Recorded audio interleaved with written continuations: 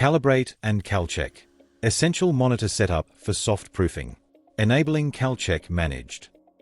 Calcheck Managed keeps an eye on your monitor's calibration, ensuring your soft proofs are always based on trusted, accurate color. When it's in use, a small icon appears in the bottom right corner of the soft proof window. A green tick means you're good to go. A red cross means a recalibration is needed.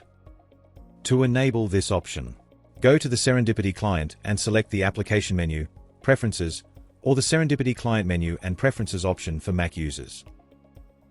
Under the Color tab, tick the checkbox to enable Calcheck Managed. Use your system's native profile, or select a specific ICC profile to match your setup via the Profile button. Set a time for the calibration to expire. A reminder will pop up when a recalibration is required.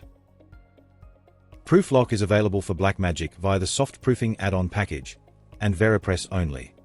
When enabled, if your monitor fails Calcheck, or if your ICC profile has expired, soft proofing is disabled until it's corrected, so you never proof with inaccurate color. When ready, select OK to continue. Up next, calibrating a monitor with the Use Software Calibration option.